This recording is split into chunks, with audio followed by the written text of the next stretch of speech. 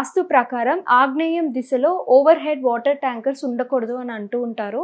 ఒకవేళ ఉంటే కనుక అది ఏ విధమైన దోషం కిందకి వస్తుంది?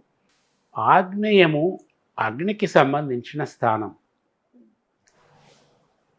అక్కడ అగ్నికి బదులు నీటిని నిల్వ చేయటం వల్ల రెండిటికి విరుద్ధం. అగ్నికి నీటికి రెండిటికి విరుద్ధం. నీళ్లు పోస్తే అగ్ని చల్లారిపోతుంది. అగ్ని రాజుకొని దానిపైన వాటర్ పెడితే వాటర్ వేడెక్కుతుంది, ఎవాపరేట్ అయిపోతుంది. సో ఈ రెండు ఒకదానికొకటి పరస్పరం విరుద్ధం. నిప్పు చూడండి, దాని సెగ ఎప్పుడు పైకే పోతుంది. మంట పెట్టాము, పొగ కానీ సెగ కానీ పైకి పోతుంది. నీళ్లు పెట్టామనుకోండి ఎప్పుడు కిందికి పోతుంది. స్వభావ సారూప్యాలు ఈ రెండిటికి విభిన్నంగా ఉంటాయి.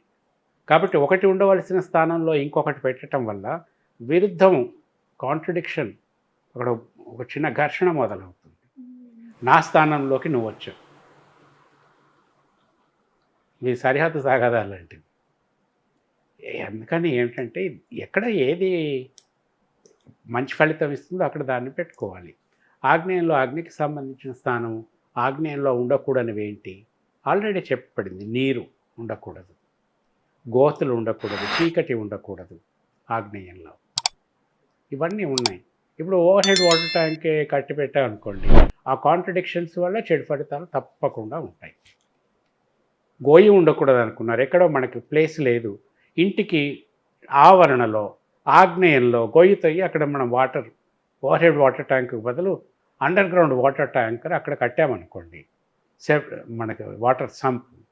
సో అక్కడ గొయ్యి ఉంది, వాటర్ ఉంది, ఇంకా తీవ్రమైన దుష్పరిణామాలు వస్తాయి.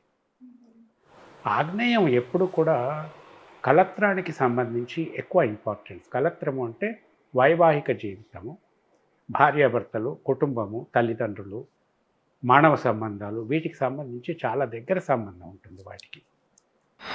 ఆగ్నేయంలో కొన్ని పనులు చేయటం వల్ల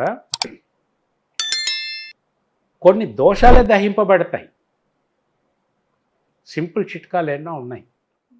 ఆగ్నేయంలో కొన్ని పనులు చేస్తే అనేక దోషాలని కాల్చివేయచ్చు, దహింపబడతాయి. అక్కడ చేయకూడని పనులు చేస్తే కొత్త దోషాలు వస్తాయి. అందుకని జాగ్రత్తగా ఉండాలి. ఆగ్నేయంలో ఎప్పుడు కూడా నీటికి సంబంధించినవి పెట్టుకోకూడదు. నీళ్ళ బిందెలు కూడా ఆగ్నేయంలో పెట్టొద్దు ఇంటికి. ఆ ఆగ్నేయంలో వంట చేస్తారు, ఆ ప్లాట్ఫారం మీద నీళ్ళ బిందెలు పెట్టేసుకుంటారు. అది మంచి ఫలితాలని ఇవ్వదు. అలాగే ఇంటికి ఓపెన్ ప్లేస్లో ఆగ్నేయంలో కూడా ఇట్లాంటివి పెట్టుకోకూడదు. అలాగే నీరు బాగా వచ్చేటటువంటి కొబ్బరి చెట్లు ఇట్లాంటివి కూడా మనం ఆగ్నేయంలో పెట్టకూడదు. ఇవన్నీ భార్యాభర్తల మధ్యన కలతలు రావటానికి, కుటుంబ సభ్యుల మధ్యన కలతలు రేగటానికి,